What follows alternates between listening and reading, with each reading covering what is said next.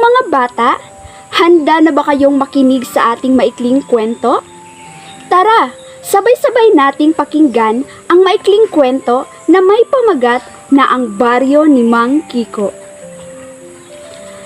Sa baryo ng Masaya, kilala si Mang Kiko bilang lalaking bulate dahil sa kanyang kakaibang hanap buhay. Nag-aalaga siya ng mga earthworm para gawing organikong pataba.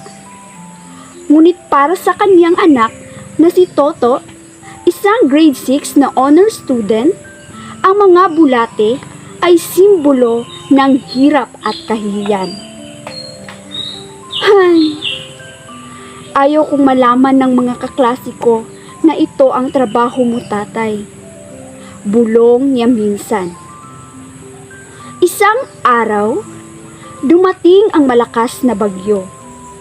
Nasira ang mga taniman ng baryo at ang lupa ay naging putik na walang buhay.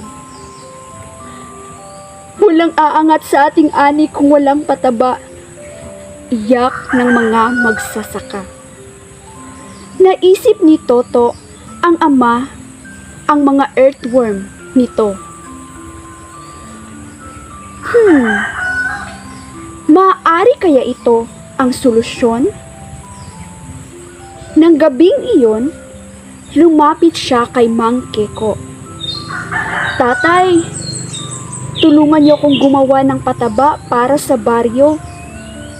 Nagulat ang ama, pero tumango. Gamit ang mga bulate at dumi ng hayop, sama-sama nilang hinalo ang lupa. Makalipas ang 2 buwan, ang mga taniman ay muling sumibol. Dumagsa ang mga magsasaka upang pasalamatan si Mang Kiko. Ang mga bulate mo pala ang magliligtas sa amin, sabi ng isa. Nang dumalo si Toto sa Recognition Day, ipinagmalaki niya ang kanyang ama sa entablado. Ang tatay ko po ang bayani ng baryo namin.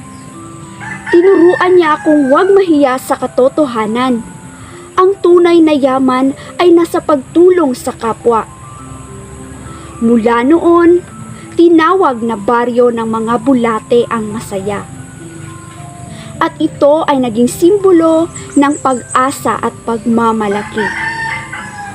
At dito, nagtatapos ang ating maikling kwento na may pamagat na ang baryo ni Mang Kiko.